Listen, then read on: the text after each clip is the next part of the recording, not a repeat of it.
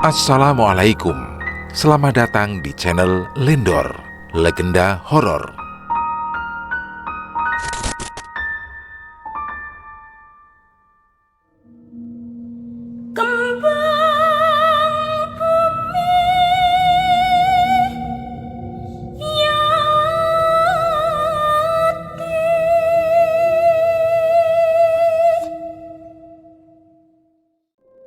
Rumah bekas santet.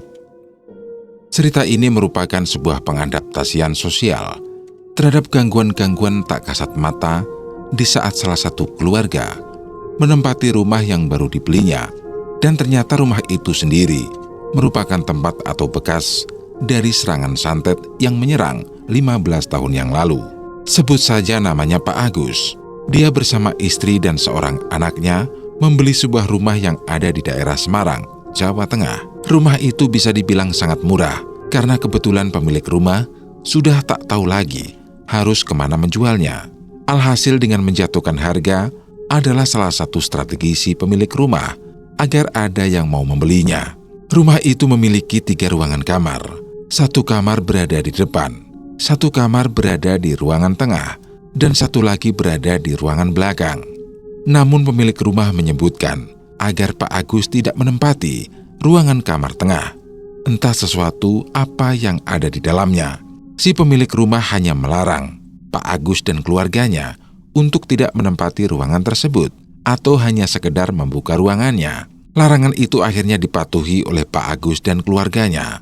Pak Agus sendiri bukan tipikal orang yang terlalu penasaran terhadap sesuatu, kecuali memang ada hal yang membuatnya ingin lebih tahu secara mendalam tentang hal tersebut. Bulan pertama tampak baik-baik saja. Kondisi rumah juga sudah diperbaiki. Beberapa tempat sudah direnovasi dan diganti warna catnya. Hanya saja Pak Agus tidak berani untuk mengganti atau memperbaiki ruangan tengah yang memang sangat dilarang oleh si pemilik sebelumnya. Suatu hari di saat Pak Agus dan keluarga sedang menonton TV bersama di dekat ruangan tengah, mereka mendengar suara tangisan. Suara itu mengarah kepada kamar tengah yang memang sangat misterius dan menyimpan banyak pertanyaan. Pak Agus kira suara itu berasal dari tetangga sebelahnya, karena kebetulan rumah tetangganya sangat dekat dengan rumah.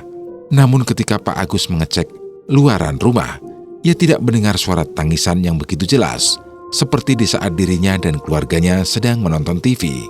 Pak Agus kembali masuk ke kamar, sambil melihat istri dan anaknya yang masih menanyakan asal dari suara tangisan tersebut.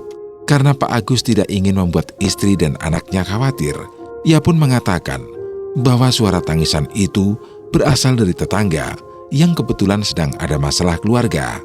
Padahal Pak Agus yakin betul jika suara itu berasal dari ruangan kamar tengah yang terkunci rapat dan sangat misterius mengenai sesuatu yang berada di dalamnya.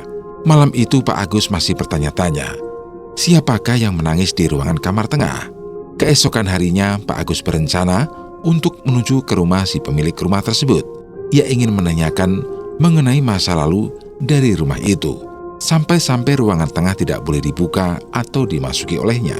Namun entah mengapa, di saat Pak Agus ingin menuju ke si pemilik rumah dulu, selalu saja ada gangguan yang aneh. Gangguan-gangguan tersebut bisa mengarah kepada kesibukannya atau masalah keluarganya sendiri, sehingga ia sendiri tidak bisa menuju ke rumah si pemilik rumah terdahulu. Kejadian anehnya terjadi kepada istrinya sendiri yang bernama Bu Lili. Suatu hari tepat di malam Jumat, Bu Lili ingin mandi. Karena kebetulan ia juga pekerja, sama layaknya seperti Pak Agus. Sehingga seusai pulang dari kerja, Bu Lili langsung bersih-bersih agar badannya tetap fresh dan bisa mengerjakan aktivitas rumah lainnya. Akan tetapi tidak bagi hari itu. Entah mengapa, warna air yang berada di bak mandi berubah menjadi sangat keruh dan menciptakan bau yang tidak sedap, seperti bangkai. Bu Lili kira ini disebabkan saluran air yang kotor atau ada bangkai yang terjatuh di dalam kamar mandi. Alhasil, ia melaporkan hal ini kepada suaminya dan meminta kepada suaminya untuk mencarikan orang yang paham dalam membereskan saluran air yang ada di kamar mandi. Di saat Pak Agus memanggil orang yang paham terhadap hal tersebut, Ternyata setelah dicek, saluran air tampak baik-baik saja. Tidak ada satupun kendala yang mengarah ke sana. Bak mandi juga tampak baik-baik saja. Tak ada satupun bangkai yang terjatuh ke dalam bak mandi tersebut. Dari sinilah Bu Lili dan juga Pak Agus merasakan hal yang menjanggal. Ia merasa rumah ini menyimpan banyak misteri, dimulai dari kamar tengah yang tidak boleh dimasuki atau dibuka, juga suara tangisan yang pernah didengarnya saat sedang menonton TV. Dan yang terakhir adalah bak mandi yang airnya berubah menjadi keruh, serta menciptakan bau tak sedap. Lagi-lagi, Pak Agus ingin melaporkan hal janggal ini kepada pemilik rumah terdahulu. Ia ingin mengetahui secara mendalam mengenai rumah tersebut dan masa lalunya. Akan tetapi, seperti ada sesuatu yang menghalang-halangi Pak Agus dan istrinya. Setiap kali mereka berdua ingin melaporkan masalah ini, selalu saja ada gangguan-gangguan yang dapat membatalkan keinginannya untuk melaporkan masalah ini. Akhirnya Pak Agus dan Bu Lili hanya bisa bertahan sambil mencari waktu yang tepat untuk bisa melaporkan masalah ini kepada si pemilik terdahulu. Hal lain yang aneh adalah saat anak Pak Agus dan Bu Lili sedang menonton TV sendirian, tiba-tiba saluran TV-nya tergantikan sendiri. Padahal remote TV ada di sebelahnya. Namun seperti ada sesuatu yang membuat gangguan-gangguan itu terus berdatangan dan membuat Pak Agus serta keluarganya menjadi tidak betah untuk tinggal lebih lama di rumah tersebut. Hingga tiba akhirnya di saat Pak Agus sendiri mendengar dengan jelas suara cakaran yang berasal dari ruangan tersebut. Ia mendengar suara itu tepat di saat dirinya sedang duduk santai sambil mengerjakan pekerjaannya di ruangan TV. Suara cakaran itu seperti layaknya cakaran kucing yang menggaruk-garuk kedua tangannya ke arah pintu dan membuat suara yang sangat memilukan bagi Pak Agus. Teror demi teror, serta gangguan demi gangguan semakin terlihat. Pak Agus benar-benar tidak betah dengan gangguan-gangguan aneh tersebut. Ia meyakini jika kamar itu menyimpan energi gaib yang tidak bisa diketahuinya. Ia sendiri sudah sering kali melihat hal-hal yang bersifat misterius dari sekitar rumah tersebut. Hingga akhirnya sesuatu yang mengerikan benar-benar terjadi. Tepat di tengah malam, saat Pak Agus akan tertidur, dia mendengar suara tangisan kembali. Kali ini, suara itu berasal dari ruang TV, tempat di mana keluarganya bersantai. Saat Pak Agus membuka pintunya secara perlahan, ia melihat sosok wanita tua sedang menangis dengan bentuk wajah yang sangat mengerikan. Kedua tangan sosok itu berbentuk sangat kurus, seperti ranting pohon, dan jari jemarinya menekuk dan agak merenggang di tiap sisinya. Pak Agus hanya bisa membaca istighfar dalam hati. Keringat dinginnya benar-benar turun secara bersamaan, perasaan merinding yang menyerangnya. Entah mengapa, tiba-tiba sosok itu menatap ke arah Pak Agus, seperti telah mengetahui jika ada seseorang yang memperhatikannya. Sosok itu menggerakkan bibirnya dan perlahan mengucapkan sebuah kalimat yang menggetarkan seluruh tubuh Pak Agus. Sosok itu mengucapkan, "Tolong aku." Pak Agus langsung menutup pintu dan kembali ke kasur serta menutup wajahnya dengan selimut. Istrinya yang sudah tertidur tiba-tiba terbangun karena terkejut melihat Pak Agus yang sedang menutup tubuhnya dengan selimut sambil ketakutan. "Pak, Bapak kenapa?" Pak Agus pun langsung membuka selimutnya dan melihat istrinya telah berubah bentuk wajahnya seperti sosok yang berada di luaran kamar. "Setan!" "Pak, istighfar!" teriak istri Pak Agus. Pak Agus pun membuka matanya sekali lagi, dan kali ini yang ia lihat benar-benar istrinya. "Astagfirullah, ada apa Pak?" "Bu, aku lihat setan di ruangan TV. Entah sosok apa itu, tapi ini ada kaitannya dengan suara tangisan yang kita dengar di ruangan tengah itu." Istri Pak Agus pun mempercayai hal itu.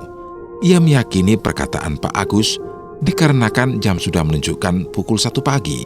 "Jadi kita harus bagaimana Pak? Apa kita harus pindah rumah? Besok kita harus ke rumah pemilik yang terdahulu Bu." Istri Pak Agus hanya mengangguk paham. Lalu ia pun menyuruh Pak Agus untuk tidur kembali, agar keesokan harinya bisa pergi ke pemilik terdahulu rumah yang ditempatinya. Tepat di jam 10 pagi, seluruh keluarga Pak Agus mendatangi rumah pemilik tersebut. Nama si pemilik rumah adalah Mbak Imas. Ia adalah orang yang mewarisi rumah tersebut. Mbak Imas tinggal sendirian di rumahnya. Entah di mana anggota keluarga lainnya. Namun raut wajah Mbak Imas seperti telah mengetahui maksud kedatangan Pak Agus dan juga istri serta anaknya. Alhasil pembicaraan mengenai rumah pun dimulai. Mbak Imas, sebelumnya kami ingin bertanya, ada apa dengan ruangan tengah yang tidak boleh dimasuki itu? Apakah ada sesuatu yang tidak boleh kami ketahui? Tanya Pak Agus. Mbak Imas menghela nafas sebentar. Ia pun kemudian menatap ke arah Pak Agus dengan tatapan yang penuh dengan perasaan haru. Kamar itu adalah ruangan ibuku, ucap Mbak Imas. Ibu Mbak Imas, tanya Pak Agus. Ibuku adalah korban serangan santet 15 tahun yang lalu. Pak Agus dan istrinya terkejut mendengar hal itu. Ternyata rumah yang ia tempati dulunya adalah rumah bekas serangan santet 15 tahun yang lalu. Mbak Imas pun kembali melanjutkan ceritanya. Sampai suatu hari, anak-anakku juga menjadi korban dari keganasan santet itu. Semua keluargaku meninggal dunia, kecuali hanya aku yang masih hidup sampai sekarang. Innalillahi. Kalau boleh tahu, siapa yang menyantetnya? Mbak Imas hanya menggeleng-gelengkan kepalanya. Ia sama sekali tidak tahu siapa manusia biadab yang membunuh seluruh keluarganya. Dan ruangan tengah adalah saksi bisu dari serangan santet 15 tahun yang lalu. Tiap malam hari, di ruangan itu selalu terdengar suara tangisan ibuku yang merintih kesakitan. Maka dari itu, aku menguncinya selama 15 tahun dan berusaha untuk menjual rumah tersebut karena kutukan itu belum benar-benar selesai. Pak Agus memahami apa yang dirasakan oleh Mbak Imas. Namun yang merasa ia sesalkan adalah Mbak Imas tidak terbuka akan masa lalu terkait rumah itu. Aku minta maaf jika kalian benar-benar terganggu. Sekarang, jika kalian ingin menjualnya kembali, maka aku akan menyerahkan uang yang telah kalian berikan. Mendengar hal itu, istri Pak Agus merasa iba. Ia memegang tangan Mbak Imas dan berkata, rumah itu bisa diselamatkan kan Mbak? Artinya, jika kita mengadakan doa bersama, arwah seluruh keluarga Mbak Imas akan tenang kan? Tanya istri Pak Agus. Kalau kalian mau membersihkan rumah itu, aku akan siap membantu. Di sini ada salah satu kiai yang bisa membersihkan itu. Istri Pak Agus hanya tersenyum. Ia tahu bahwa setiap permasalahan pasti ada jalan keluarnya. Hari ini, aku akan mengantarkan kiai itu ke rumah kalian, ucap Mbak Imas. Mendengar hal itu, Pak Agus dan istrinya sedikit melepaskan segala beban yang baru-baru ini selalu dikhawatirkan dalam hatinya. Sambil menunggu kiai itu datang ke rumah, Pak Agus dan keluarga pulang terlebih dahulu. Singkat cerita, kiai itu mendatangi rumah Pak Agus bersama dengan Mbak Imas. Awal memasuki rumah itu, kiai itu sudah bisa memprediksi sesuatu yang berada di ruangan tengah. Kiai itu pun sedikit menggali informasi dari ruangan itu dengan kemampuan spiritualnya. Setelah ia mengetahui informasi yang berada di ruangan itu, kiai itu langsung berkata di hadapan Bu Imas dan keluarga Pak Agus, ruangan ini menyimpan banyak cerita kelam. Mereka yang berada di ruangan ini merasa tersiksa. Karena itu, cara satu-satunya adalah dengan mendoakan mereka. Mendengar hal itu, Pak Agus menanyakan kapan ia harus melakukan doa bersama. Kiai itu menjelaskan bahwa doa bersama bisa dilakukan kapan saja, melainkan untuk menghindari gangguan-gangguan yang membuat tidak nyaman. Ia sarankan untuk melakukan doa bersama secepatnya. Paling tidak malam ini juga, mereka harus mengadakan doa bersama dengan mengajak para warga sekitar. Alhasil malam harinya, Pak Agus dan istrinya mengadakan doa bersama, sembari mengundang para tetangga yang berada di sekitaran rumahnya. Mbak Imas juga ikut serta dalam pengadaan doa bersama malam itu. Bagaimanapun juga, ia menjadi satu-satunya keluarga yang selamat dalam penyerangan santet tersebut, dan sebisa mungkin untuk bisa ikhlas dalam mendoakan keluarganya yang tewas dalam serangan santet itu. Setelah doa bersama dilakukan, kiai itu berpesan untuk selalu memagari keluarganya dengan bacaan-bacaan khusus seperti ayat kursi dan lainnya. Hal ini dilakukan agar keluarganya terhindar dari gangguan-gangguan lainnya. Pak Agus menuruti perintah kiai itu. Entah mengapa, setelah pengadaan doa bersama itu selesai, rumah menjadi sangat nyaman. Tidak ada lagi gangguan-gangguan, bahkan suara tangisan sekalipun. Bahkan rencananya, Pak Agus akan merenovasi kamar tengahnya dan akan digunakan sebagai ruangan sholat keluarganya. Malam harinya, mereka bisa tertidur dengan nyenyak. Suara tangisan tidak terdengar lagi.